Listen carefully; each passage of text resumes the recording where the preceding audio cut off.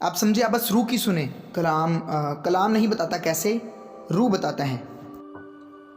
आप मेरे साथ हैं? तो जब सेक्सुअल टेम्पटेशन की बात हो, ठीक है, चले मुझे इस पर ख़त्म करने दी। सिर्फ एक रास्ता है इस जाल से निकलने का। आपको पता है सेक्सुअल टेम्पटेशन के लिए आम हिदायत क्या है? खुदा कहता है हराम कारी से भागो। लिखा है हराम कारी से भागो। भागो, पता है भागना क्या है? दौड़ो। मिसाल के तौर पे जोसेफ पोतीफार की बीवी से भागा। आपको पता है ये जो शख्स है फोती, इसके पास ये एक हायर रैंकिंग ऑफिसर था फिरौन का, ठीक है। फोती चाहता तो कोई भी औरत रख सकता था। उसके पास बहुत सारी औरतें थीं, हुर्में थीं, लेकिन उसने अपनी बीवी को बेहतरीन चुना और वो गालिबन खूबसूरत भी थी। और इसीलिए उसने जब यूसुफ को बहकाना चाहा, यूसुफ भागा। उस वक्त हुक्म नहीं थे क्योंकि यूसुफ हुक्मों से पहले जिया है। यूसुफ जानता था कि सेक्सुअल टेम्पटेशन को कैसे फेस करना है। ये एक आजमाइश है जिसमें आप नहीं कह सकते आओ ना, हाँ आओ, चलो लड़ते हैं, कम ऑन मैन, यस्सु के नाम में। नो नो नो नो, खुदा कहता है बिल्कुल नहीं, नाम भी इस्तेमाल मत करो, भागो, दौड़ो। आपको पता है दौड़ने का मतलब क्या है? दौड़ने का मतलब है कि अगर आप गाड़ी चला रहे हैं अकेले और आप किसी पुरानी दोस्त से मिलते हैं और वो अट्रैक्टिव लगती है, जो पहले कभी भी आपको अट्रैक्टिव लगी हो, और अगर वो आपसे लिफ्ट मांगे, आप कहें नहीं क्योंकि गवाही है, क्योंकि लोग देखेंगे आपको और मुझे, ठीक है ना? आप समझ रहे हैं ना? ये कुछ पैसे ले लीजिए आपकी टैक्सी के लिए। आप समझ गए? आमीन। भागो भागो, समझ रहे हैं ना? जैसे कि मैं अपनी बात करूं, मैं किसी भी फीमेल की इस्लाह नहीं करता। चूंकि मैं नहीं करता इसलिए मैं अपने पास्टर्स को भी कहता हूं कि वो फीमेल की इस्लाह ना करें। हमारे चर्च में बहुत सी फीमेल्स को ट्रेन किया गया है काउंसलिंग के लिए, और जिनमें से एक पास्टर भी बन चुकी हैं, ठीक है। और इन सब को मैंने ट्रेन किया है और सभी उसूल मेरी तरफ से बनाए गए हैं। और ये फीमेल्स चर्च में दूसरी फीमेल्स को सिखाती हैं, क्योंकि मसला शुरू होता है अच्छे इरादे के साथ। और प्रॉब्लम यह है कि आप भाग नहीं रहे। क्या आप मेरे साथ हैं?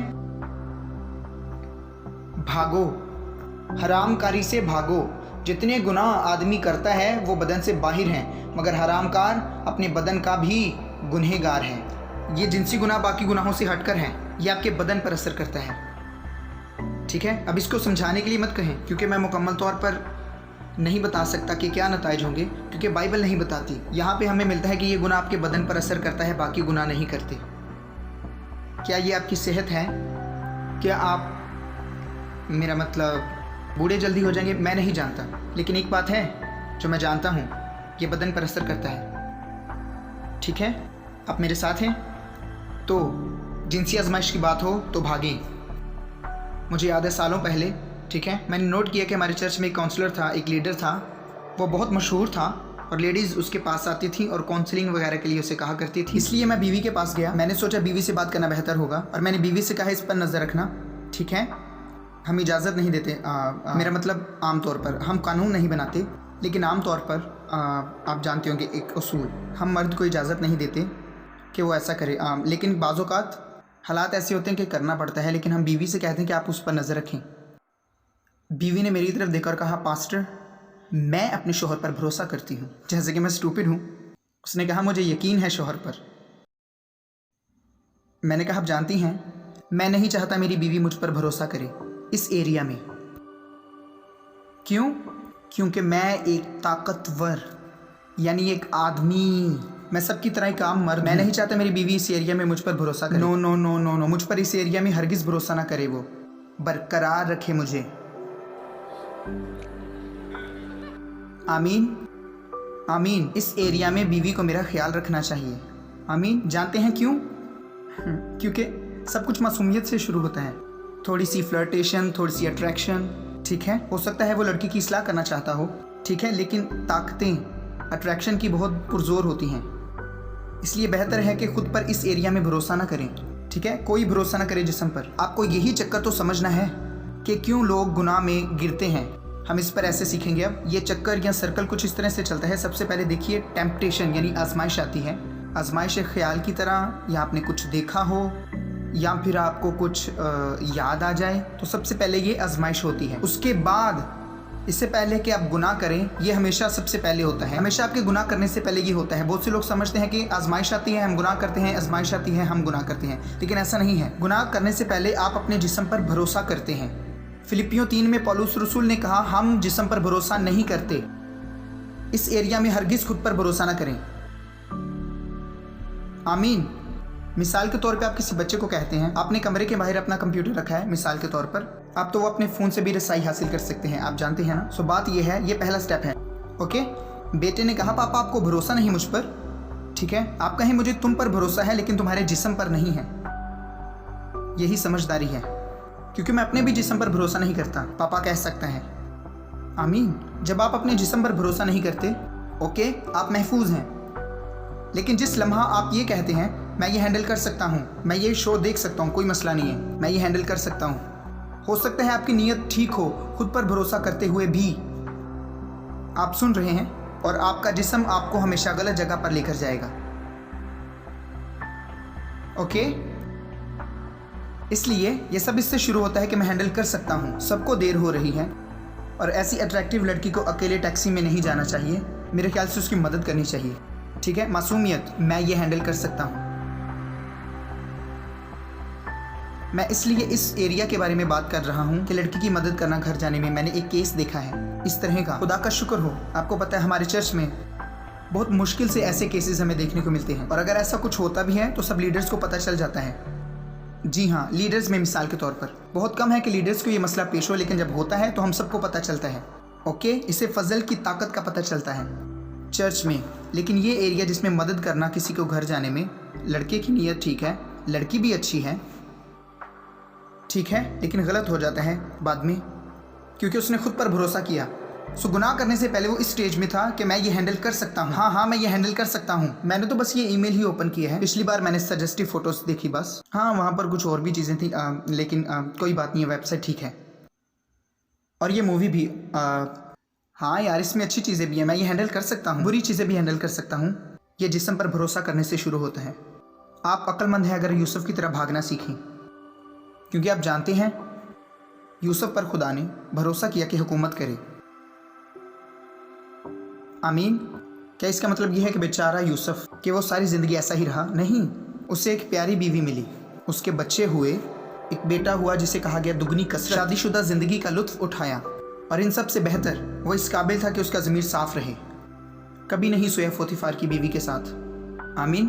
अब अगर आप गिर चुके हैं या फिर ऐसा कुछ कर चुके हैं, ध्यान से सुनिएगा, ठीक है। बाइबल कहती है आप पर सज़ा का हुक्म नहीं है, ठीक है, लेकिन ये समझना ज़रूरी है। यही वो एरिया है, अपने जिस्म पर भरोसा करने के बाद आप गुनाह में गिरते हैं, और गुनाह के बाद जो मसला दरपेश आता है वो क्या है? गिल्ट, यानी खुद को मुजरिम ठहराना। और खुद को मुजरिम ठहराने के बाद आप कुछ नए उसूल बनाते हैं। आज के बाद मैं कभी कंप्यूटर ओपन नहीं करूंगा,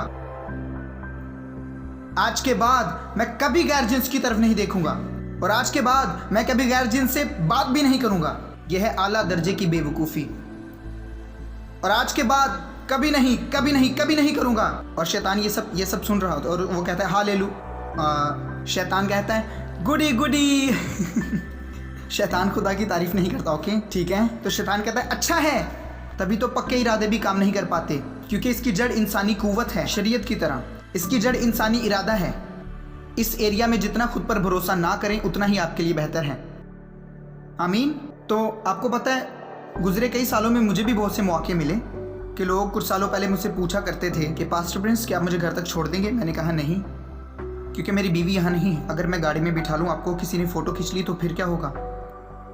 फिर मैं उसकी तारीफ़ करता हूँ और कहता हूँ उसे, अगर आप उम्र सीधा होती तो मैं मना नहीं करता, लेकिन आप जवान हैं और आप अट्रैक्टिव हैं, इसलिए नहीं। आप अट्रैक्टिव ना होती तो कोई बात नहीं थी। सो इसलिए मैंने उसकी तारीफ़ की और मैंने सप्लाई किया, खुदा का फ़ज़ल। आमीन। ये फ़ज़ल की खिदमत है। आप सब मुत्तफ़िक हैं ना?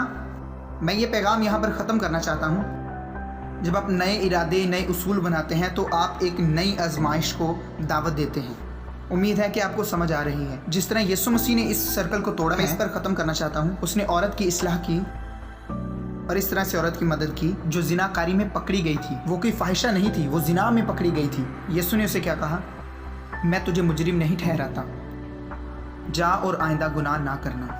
लेकिन चर्च इसके उलट है। चर्च कहता है पहले जाओ और गुनाह ना करो, फिर हम तुम्हें मुजरिम नहीं कहेंगे। यीशु ने कहा मैं मुजरिम नहीं ठहराता, जा और आइंदा गुनाह ना करना। दूसरे लफ्ज़ों में यीशु ने उसे सज़ा से आज़ादी का तोहफ़ा दिया और ये उसके लिए एक ताकत का ज़रिया बन गया कि वो आइंदा गुनाह ना करे।